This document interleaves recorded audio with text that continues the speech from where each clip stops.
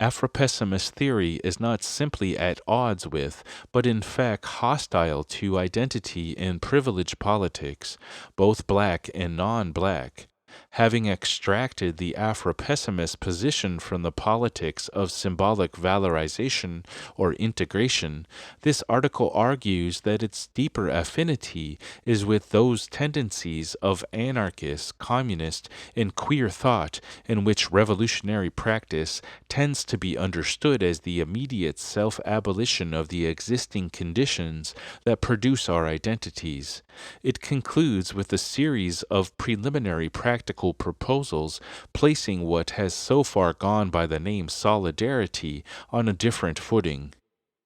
No Selves to Abolish, Afropessimism, Anti-Politics, and the End of the World by K. Ahrens. An Infernal Couple, Privilege Theory and Insurrectionalism. My title adapts a formulation from Mariam Kaba's recent photo exhibition in Chicago, No Selves to Defend, which documents the legal disqualification in the U.S. of black women's bodies from the right of self-defense, from the case of Celia, the slave in the mid-19th century, to Marissa Alexander in the present.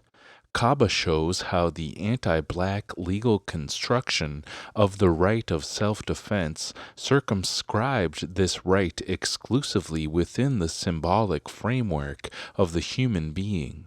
To have a right of self-defense first implied having a self or a personhood possessing sufficient social value as to be capable of violation in the first place.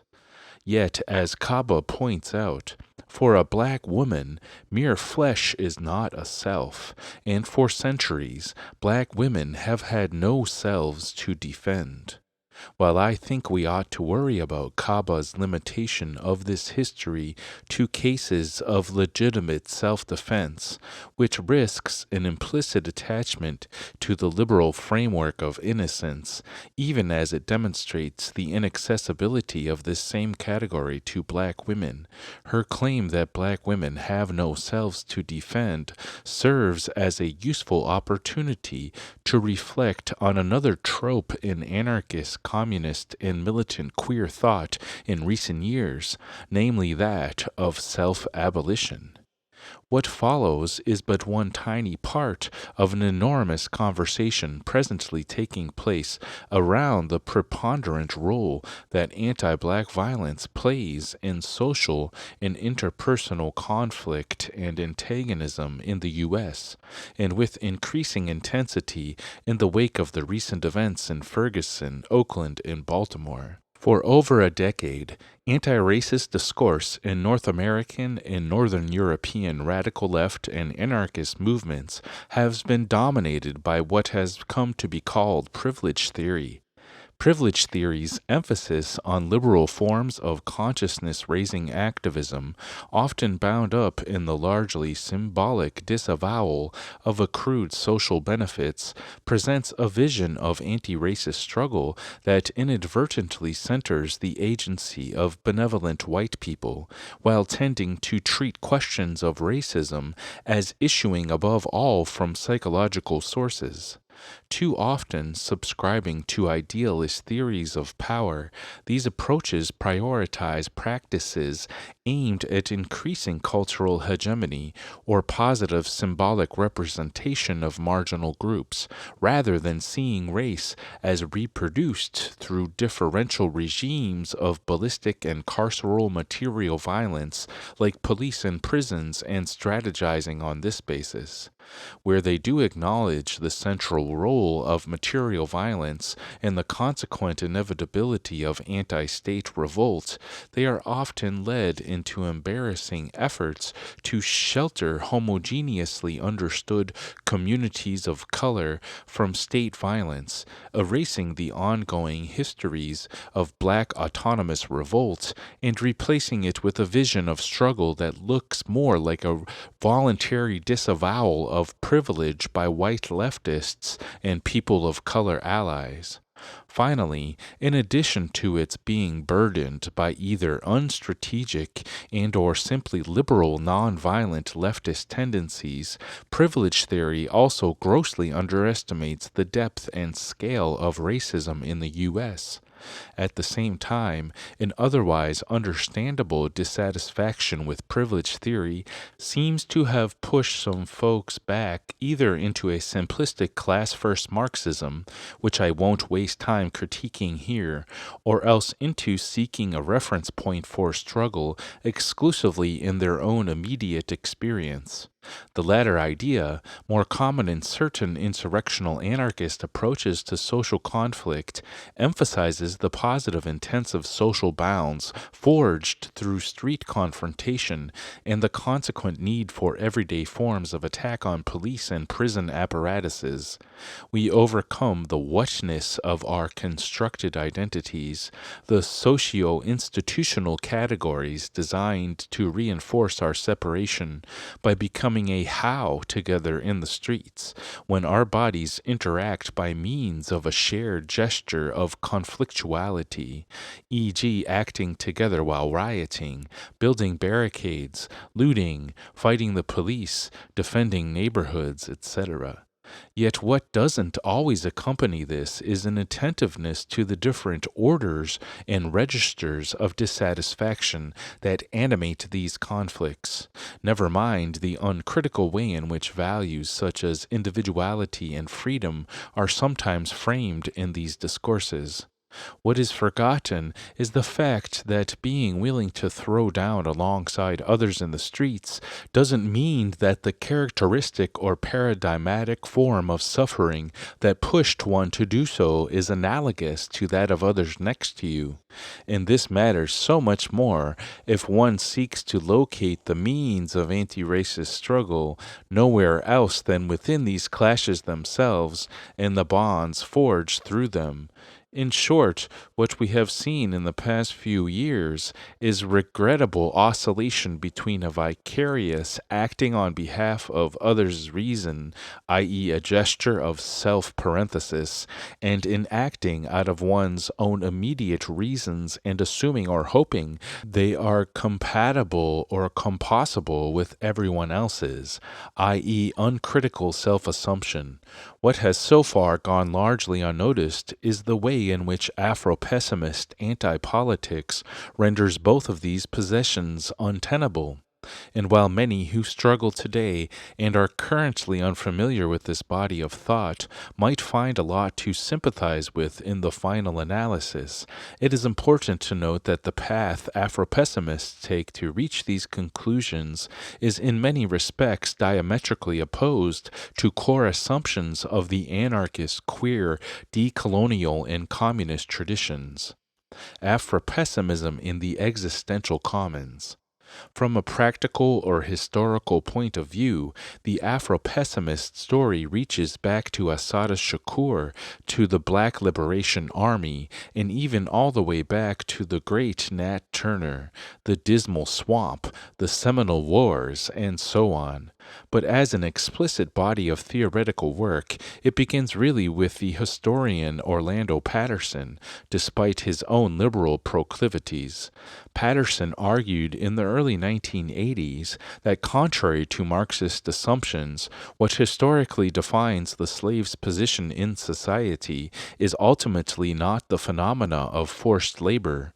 Although frequent forced labor occurs only contingently or incidentally, and not everywhere slaves are found, the slave relation, Patterson argued, is rather defined by a threefold condition: A. General dishonorment, B. Natal alienation, i.e. the systematic rupture of familial and genealogical continuities, C. Gratuitous or limitless violence. This threefold combination gives rise to a being experientially and socially devoid of relationality. The slave relation is a type of social relation whose product is a relationless object. In the late 1990s, Saidiya Hartman, following on the work of cultural theorist Hortense Spillers, added to Patterson's criteria an ontological dimension. The slave, she argues, is one who finds themselves positioned in their very existence, their being as such as a non-human, a captured, owned, and traded object for another. The ontological abjection of slave existence is not primarily defined by alienation and exploitation, a suffering due to the perceived loss of one's humanity, but by accumulation and fungibility, the condition of being owned and traded, of having one's being reduced to a being for the captor. Far from disappearing with the 13th Amendment, or even in the post-civil rights period, Afropessimists argue that the formal traits of the slave relation were reproduced and kept alive through the perpetuation of a form of social and civil death that continues to materially and symbolically locate the black body outside humanity. At a symbolic level, these theorists argue that the racial abjection of the slave was transferred to an epidermalized racial construction of blackness, which had the effect of inscribing the social death and relationless objecthood at the level of appearance itself. The slave relation now marks itself within the being as such of blackness.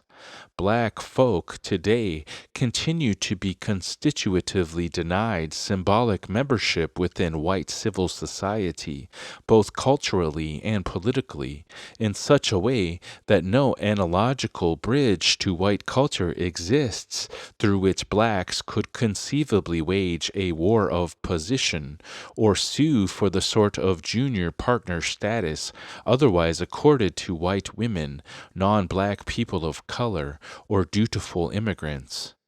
The symbolic death or exclusion of blackness from humanism means that it is not whiteness or white supremacy, but humanity as an ontologically anti-black structure, as such which stands in antagonism with black bodies, since its self-understanding of its own subjecthood as value is coherent only so long as it is measured against the killable and warehouseable objecthood of black flesh. At a corporeal level, the subjection of the black body to direct relations of force has been institutionally carried forward through institutional paradigms of convict leasing, police impunity, and mass incarceration. Throughout, black bodies continue to be marked by a constitutive rather than contingent experience of direct material violence. Prior to any transgression, the black body is subsumed by relations of direct force that do not possess the same sort of logical or instrumental coherence characterizing the exploitation of wage laborers by capital, for example. The physical violence marking black bodies is continuous with the slave relation, in that it remains basically despotic and gratuitous, awaiting no legitimate cause or justification, open to limitless expression, and enjoying institutional impunity. Modernity is therefore fundamentally organized around a double register. On the one hand, those included within civil society are subjected to a contingent ideological exploitation by variable capital, a regime of hegemony or exploitation. Yet this hegemonic exploitation nonetheless tends to preserve for the non-black worker an existential commons that places symbolic limits on their degradation.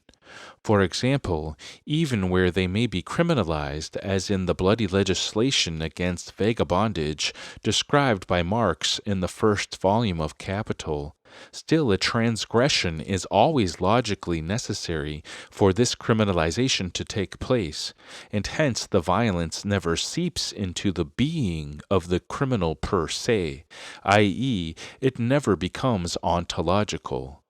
In this way, a symbolic space of belonging is safeguarded within white civil society through the social reinforcement of a racialized pathos of distance, whose axiomatic was distilled by Fanon into a simple phrase.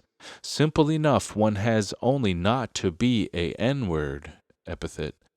This horizon below which non-blacks cannot sink without scandal is marked off by despotic direct force relations, which function as the existential border separating those who live in a de jure perpetual vulnerability to terroristic violence, and those for whom such violence could only be experienced under a de facto state of exception or subsequent to a transgression. These two distinct modalities of power do not simply emerge at the same time.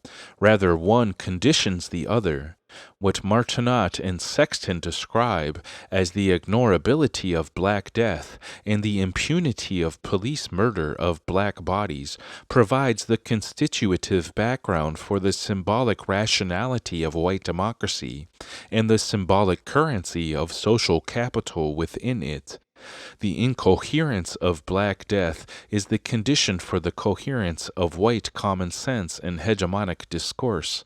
For this reason, the entire liberal discourse of ethics, inasmuch as it takes place within the white discourses framed by the ignorability of police and carceral terror, renders it totally irrelevant to Black existence. What Wilderson calls the crisis of the existential commons therefore describes the constitutive gulf across which any attempt to analogize and tether white visions of emancipation to Black life are bound to stumble. The product of asymmetrical regimes of force, it renders the project of what we could call an affirmative identity politics untenable for Black flesh. It is on the basis of this orienting problematic of social death that Afropessimists attempt to demonstrate the one-sided regional and limited character of Marxist, anarchist, feminist, and post-colonial visions of emancipation.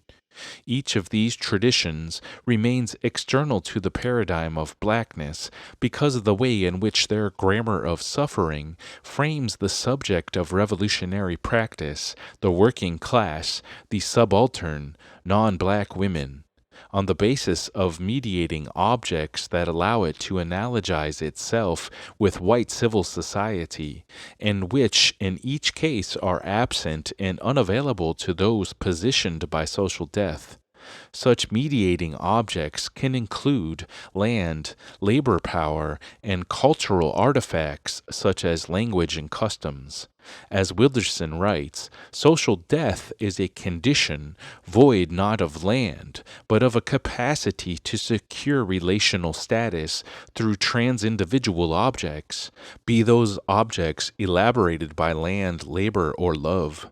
Since the ability to analogize or humanize oneself is the condition of a struggle in which the social coordinates of identity can serve as an orienting axis for struggle, i.e., it is the condition of any positive identity politics, wherein one seeks to valorize and augment the social standing and or symbolic cachet of one's group either by recognition from the state or by constituting a community bound together by common values, cultural and familial ties, etc.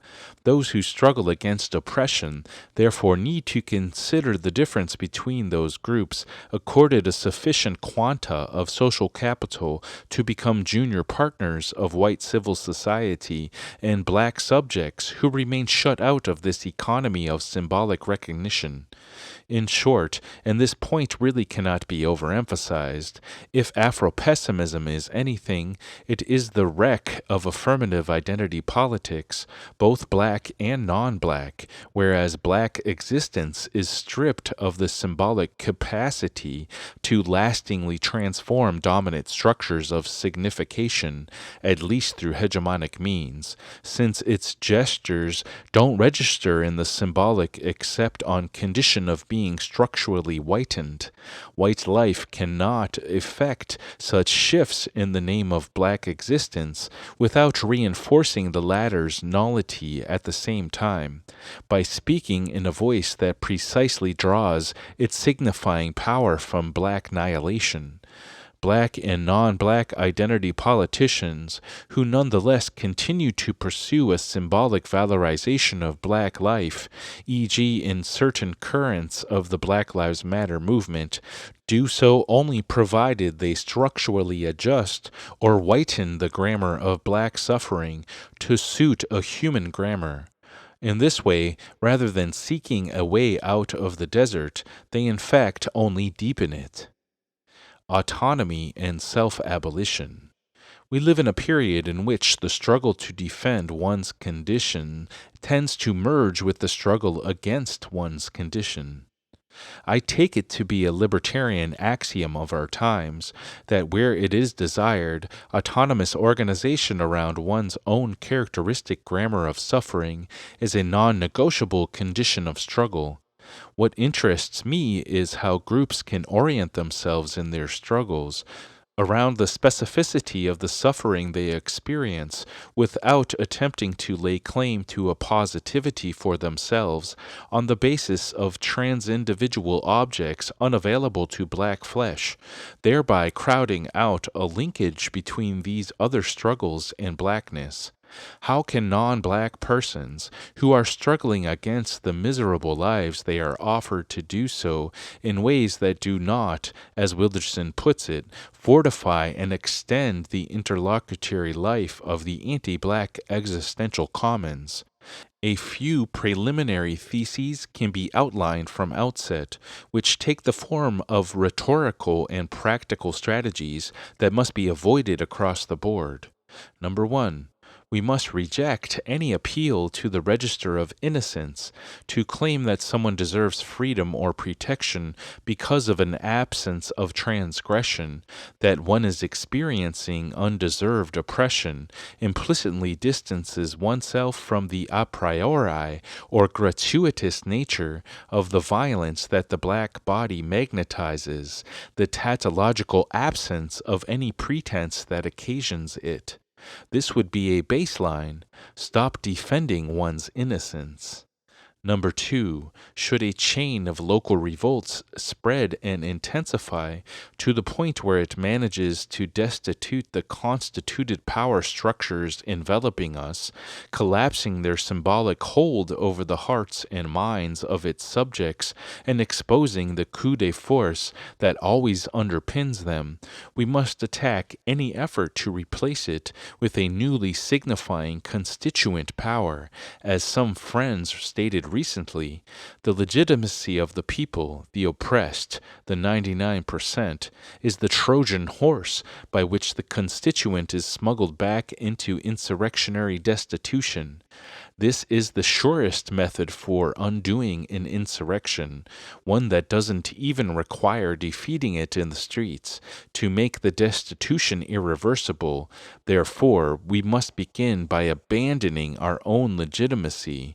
We have to give up the idea that one makes the revolution in the name of something, that there's a fundamentally just and innocent entity which the revolutionary forces would have the task of representing. One doesn't bring power down to earth in order to raise oneself above the heavens. Number 3. In other words, the revolutionary process may not be understood as the constitution of a new law or constituent social body, but should rather be measured by our capacity to destitute the governmental and economic mechanisms of labor and of the capture of life more broadly. Beyond the simple destruction of power lies its deactivation. Number 4, we must call into question the entire framework of expropriation in the widest sense of the term. the expropriation of once possessed land, of culture, of relational capacity, and of labor from the hands of the state and the capitalist patriarchal class. We must no longer envision the remedy for suffering as entailing the recovery of a lost wholeness, entitlement, or plenitude of which one is presently deprived. This is undoubtedly a more difficult conversation, particularly in the case of indigenous struggles, but one which I think is worth having. In the past 15 years of radical feminist, anarchist, queer, and left communist theory, we can see a widespread tendency to gravitate in the direction of thoughts such as these. What cuts across these tendencies and links them to one another beyond their otherwise significant differences is the way folks have begun to wrestle seriously with the fundamental tension that will animate any future revolutionary or insurrectional practice to come, namely the tension between autonomy and self-abolition. Though with very different emphases, this tension between autonomist organization and identity abolitionism can be found in Tikkun, in U.S. insurrectionary queer anarchism of the late 2000s, e.g. the informal Bashback network, recent currents in materialist and nihilist feminism, as well as in communization theory, journals like Theorie Communiste, Troploin, Meeting, Riffraff, Endnotes, Blamauschen, Sick, etc. A few quotes might serve to illustrate this tension. Autonomy is a means by which we develop shared affinities as a basis for abolishing the relations of domination that make that self-organization necessary. And yet, even as we do this, we want to be freed of the social relations that make us into women, queers, women of color, trans, etc. We want to be liberated from these categories themselves, but experience teaches us that the only way out is through. From Lies, a journal of materialist feminism. Identity politics are fundamentally reformist and seek to find a more favorable relationship between different subject positions rather than to abolish the structures that produced those positions from the beginning. Identity politicians oppose classism while being content to leave class society intact. Any resistance to society must foreground the destruction of the subjectifying processes that reproduce society daily, and must destroy the institutions and practices that racialize and engender bodies within the social order. With the revolution complete and the black flag burned, the category of queer must too be destroyed. Bashback isn't about sustaining identities, it's about destroying them. From Queer Ultraviolence, a Bashback anthology. It is no longer possible to imagine a transition to communism on the basis of a prior victory of the working class as working class. There is nothing to affirm in the capitalist class relation, no autonomy, no alternative, no outside, no secession. In any actual supersession of the capitalist class relation, we ourselves must be overcome. We have no position apart from the capitalist class relation. It is a rupture with the reproduction of what we are that will necessarily form the horizon of our struggles. From Endnotes. Despite tremendous and certainly irreconcilable differences between these groups, what these theoretical camps share is the assumption that an overcoming of the existing conditions of suffering and exploitation will ultimately require not a valorization, empowerment, or even autonomization of presently existing oppressed subject positions, but rather the simultaneous abolition of the conditions of oppression and the social relations and the identities they produce. The liquidation rather than the consolidation and empowerment of identity. This emphasis on the liquidation of present forms of desire, self-identification, and subjectification is arguably something relatively new.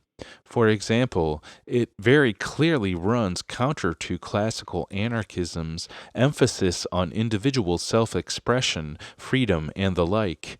As some friends recently pointed out, for more than a century, the figure of the anarchist indicated the most extreme point of Western civilization. The anarchist is the point where the most hard-lined affirmation of all Western fictions, the individual freedom, free will, justice, the death of God, coincides with the most declamatory negation. The anarchist is a Western negation of the West. We might do well to ask whether, from an Afropessimist point of view, insurrectional anarchism, queer theory, and communization theory remain humanist negations of the human. If so, is this necessarily so? My hypothesis is this: to the extent that they can escape this, it is in the direction of a thought of self-abolition. That is, to the extent that struggles actively refuse to validate, affirm, or strengthen the forms of subjectivity presently produced under capitalism, white supremacy, and cis-sexist patriarchy. These struggles can be potentially aligned with, or at least less likely to stomp all over, the black struggle against its own objecthood. Self-abolition therefore constitutes the only possible horizon for a non-black struggle that does not reinforce anti-blackness. This leads to what might be characterized as a negative identity politics. Put differently, when read through an Afro-pessimist logic as I understand it, what is vital in the queer, anarchist, or communist tendencies towards self-abolition is generally not their theorization of race, which often remains unsatisfactory, but their tendency to locate the means and aims of revolutionary struggle in the immediate self-abolition of and by their respectively oppressed group per se.